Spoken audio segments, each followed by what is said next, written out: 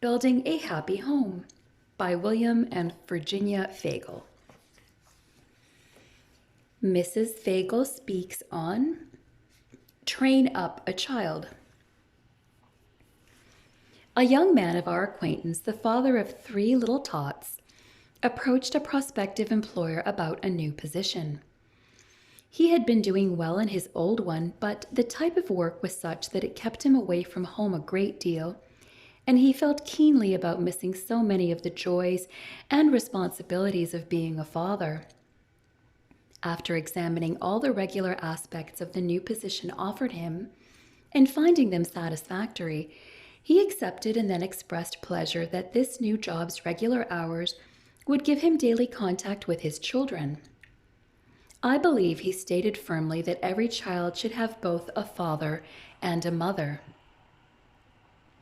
The Creator saw to it long ago that the perpetuation of life should be entrusted to 2 people, who, in joining their energies in the most important work ever entrusted to the human race, would raise their children for citizenship in this world and the world to come. If you are a parent, you have a more important teaching position than if you were on the faculty of the greatest university in the land. The following statement from the wonderful book Ministry of Healing describes the work of the mother in particular, but can include that of the father as well. No other work can equal hers in importance. She has not, like the artist, to paint a form of beauty upon canvas, nor, like the sculptor, to chisel it from marble. She has not, like the author, to embody a noble thought in words of power, nor, like the musician, to express a beautiful sentiment in melody.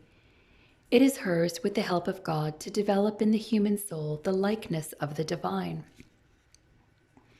What a sobering thought that should be to each one of us. Parenthood is a more important career than being the greatest artist, sculptor, author, or musician in the land. If these spend years and much effort acquiring skill in their chosen fields, a parent should expect to work with even more diligence and care in developing in a human soul the likeness of the divine. I believe most parents are deeply concerned about giving their children the proper training. However, the big question of many is, where and how do I begin? As with every great problem, we can turn to God's holy word for an answer. Quoting from Deuteronomy 6, verses 5 to 7. And thou shalt love the Lord thy God with all thine heart, and with all thy soul, and with all thy might. And these words which I command thee this day shall be in thine heart. And thou shalt teach them diligently unto thy children, and shalt talk of them when thou sittest in thine house, and when thou walkest by the way, and when thou liest down, and when thou risest up. God had just finished giving Israel in written form the moral laws which have governed this world since its creation, the great 10 Commandments. Following this, he tells parents, in effect, to teach your children to love me and obey me. Not enough to just teach, God admonished, teach diligently. He even described how and when.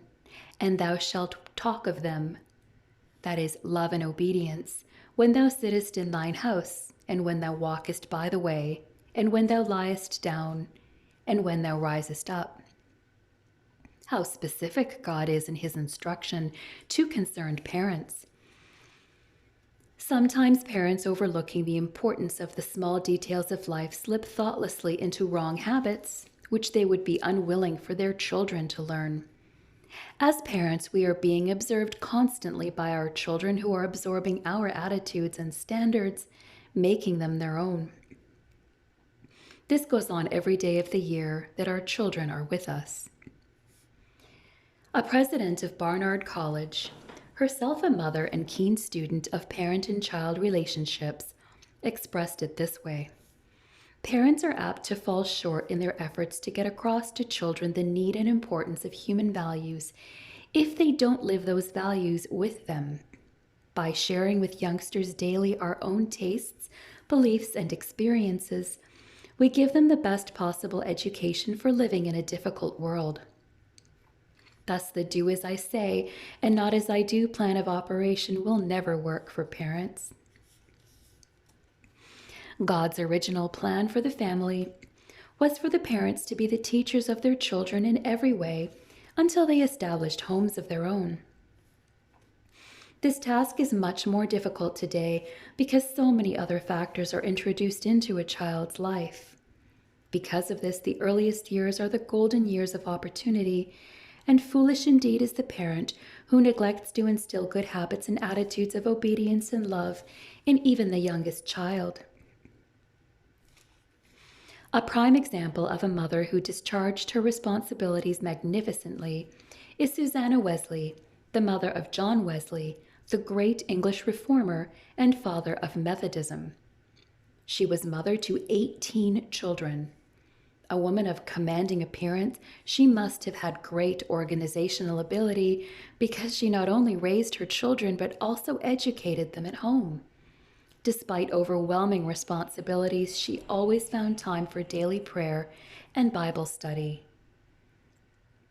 Her methods of teaching the children began soon after birth, so that by the time the child was a year old, he had already learned to respect the stick and to stop crying when told.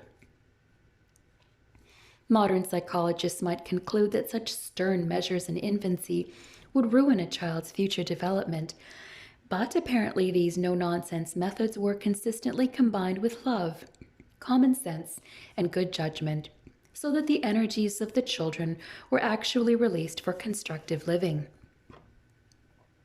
There was surely nothing wrong with the force and energy of John Wesley, whose indomitable spirit kept him going strong until his 85th year. His brother Charles, a prolific hymn writer, composed thousands of hymns in his lifetime, many of which we sing today in our churches. In addition to everything else, Susanna Wesley saw to it that she was able to spend an hour alone with each child each week. Through such a regime at home, she was able to give each child in her large family a true sense of the moral and spiritual obligations that he must have, as well as the sense that she was interested in and loved him as an individual. The early growing years are the foundation stones on which the child's character and future life will be built.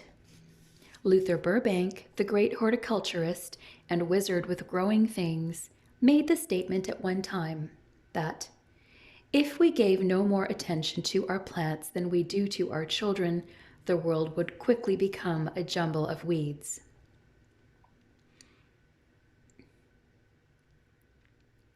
The Bible says, "Train up a child." By close observation of the lives of his parents, the child should absorb from them the great principles of love and obedience, which he sees demonstrated there. In the book Uncle Tom's Cabin, poor little Topsy could say nothing more about her upbringing than, "I just growed." Training to be effective must be accomplished with patience, loving care, and sympathetic understanding. If a child knows within his heart that he is dearly loved and cherished, he will gain an emotional poise and a confident outlook, which will enable him to face life with courage and hope. Every child should really know that he is loved. Many parents will say, "Of course my child knows that I love him. I may not say it in so many words, but how could he ever doubt that I love him when I take such excellent care of him in every way?" One God-fearing and upright couple of our acquaintance are the parents of several children. Though not rich in this world's goods, they yet gave their children a fine moral and spiritual training, working hard to provide each with a fine education. Almost anyone who talked even casually with them could soon see how very deep was their devotion to their children. How surprising then to hear one of these children later confess to being entirely unaware of this deep devotion through those important growing up years. After I learned from other people, he reported, how very much I meant to my parents and how proud they were of me, I realized for the first time, I guess, that my parents really loved me. Well-meaning though they were, they apparently had been so preoccupied instilling right principles and high standards that they had completely overlooked the necessity of really expressing their love and confidence directly to their children. At the age of 3, our own daughter, always an early riser, developed the custom of coming into our room at the crack of dawn so that we might greet the day together. The ritual always followed the same pattern. She would tiptoe quietly over to me and touch me lightly to let me know that she was there. And I would then welcome her with open arms, followed by a brief exchange of sleepy hugs and kisses, accompanied by little whispered words of endearment. Fully satisfied, she would slip just as quietly back to her own room to spend a little time with her beloved books, while I snatched a few more winks. One morning, however, after baby brother had needed special attention during the night, I was exceptionally tired. When she came to greet the day with me in our usual way, I sensed that she was there, opened up one eye, but then fell asleep again immediately. No hugs, no kisses, not even a kind word. Suddenly I was awakened by a little gasp, and opening my eyes I saw a very distressed little girl looking at me incredulously. In anguish, she said, "Don't you care? Don't you care for me?" Her little world had suddenly crashed all around her that morning, all because her mother had not quite measured up. Realization of her need quickly restored my senses, and shortly her troubles and my fatigue were forgotten in affectionate embraces and loving words that followed. One evening, my husband and I visited in the home of a couple with a teenaged son. When 9:30 approached, the boy courteously bade us all good night and went upstairs to his room. A few minutes later, the father excused himself and went up also.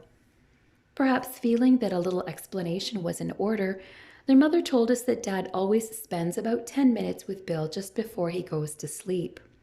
What they talk about, I don't know, but his father always manages to meet that appointment, no matter what. It has become an established custom between the two of them. The warm and personal relationship between father and son has helped the boy through critical adolescent years. He is now a successful young minister doing an important work for God. I have always firmly believed that children need to end each day knowing that all is well between them, their parents, and their God. Whatever mistakes of the day may have been, they should be able to go to sleep full of hope and confidence that tomorrow will be a new and better day for them, in which today's lessons will bear fruit in greater happiness tomorrow. Just a private little bedside chat and a prayer for strength and guidance before that goodnight kiss will help considerably to give our children this assurance. Years ago, before we had any children of our own, we had opportunity to visit briefly some college friends in their home. We had not seen them since their marriage, and now they had a little 4-year-old girl of whom they were obviously very proud, and whom they wanted us to see. Unfortunately, however, she was asleep for the night when we arrived. The father, not to be deterred, said, "You must see her anyway," and so he led us into the room where she lay sleeping, looking so very lovely and peaceful. Our sincere admiration of her brought pleasure to their hearts. We were about to tiptoe out of the room when, somewhat to our surprise, the father started poking her gently but insistently and asking at the same time, "Who loves you, honey? Who loves you?" Stirring in her sleep without even opening her eyes, she then flopped over on her tummy and literally shouted, "You!" I can still see the look of proud satisfaction on that father's face as we all walked out of the room and closed the door. He had taught this child in so many ways and words that he loved her, that this had become a part of her consciousness, so that she could give the expected answer in her sleep. When our own children arrived, their father would often ask, "Who loves you?" as he picked them up and gave them a hug. The answer always came back with great assurance, "You do." And they often immediately followed this by the volunteered addition, "And Jesus too." Thou shalt love, and thou shalt teach diligently is the instruction given to us by the wisest parent of all. As we follow this plan, we can, with God's help, develop in the human soul the likeness of the divine.